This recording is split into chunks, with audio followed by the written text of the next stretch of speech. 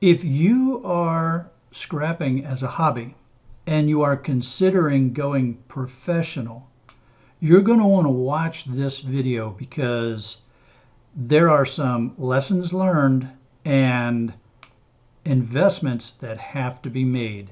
And I just made a big one. Come on, let's dive in and see what I'm talking about. Scrappers going pro. One of the things you quickly come to realize when you're in the scrapping hobby and you want to go pro is that volume is important. You need to move a lot of material, and we're talking about heavy material. So how do you account for and handle large quantities of this heavy material? Well, one of the things you're going to need is an industrial scale. That is our new industrial floor scale. Now that is 4x4. It can weigh up to 5,000 pounds. And it has a real nice control unit right up here that has all kinds of really cool functionality. We've put it here. We'll probably end up moving it around a little bit here and there. But this is its initial place. Now I also bought a ramp to go along with it, so you can see nice big heavy steel ramp there, and that has come in real handy already for rolling some stuff up. Load up that cart there. That cart is 43 pounds. I'm able to tear it out right on the scale, roll a bunch of stuff up there, get the weights.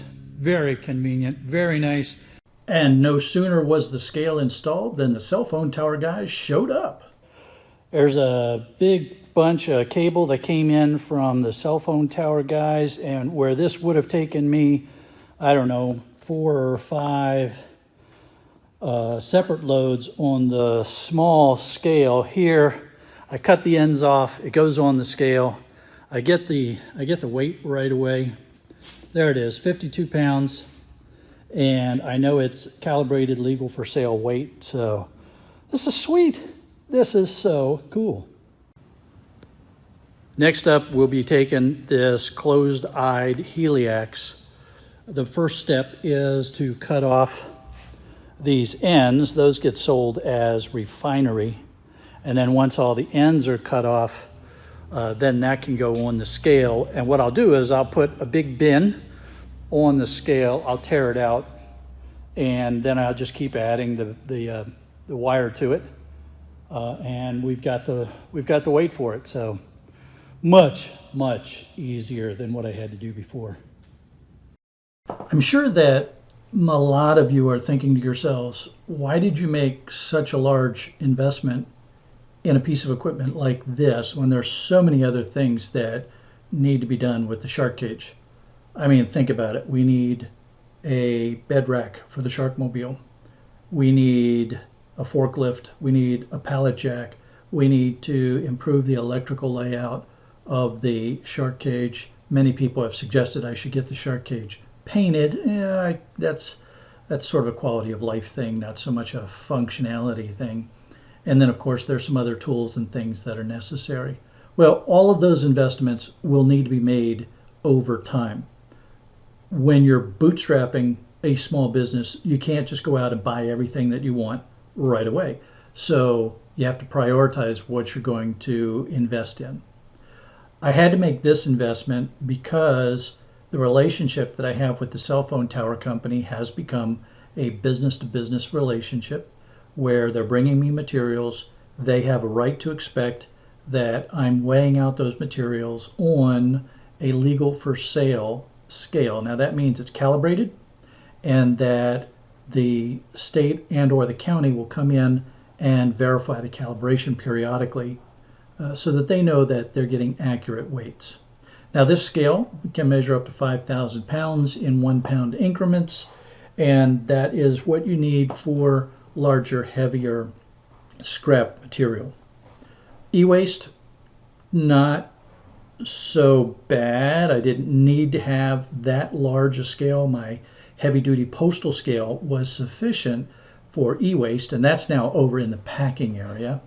But with this larger scale material coming in, I need to have a real industrial floor scale. And because I know my audience so well, I know that some of you right now are saying, hey, wait a minute, I could have got that for 500 bucks. All right, I looked. I mean, the range of the prices for this kind of scale was at the top end $5,000, at the bottom end around $500.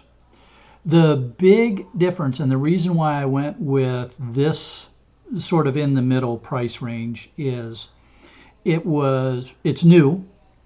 So it comes with factory warranty, the installation company warranty. It's calibrated, legal for sale. A lot of the used systems, the previous owners could not give me a proof of history of calibration or legal for sale certificates.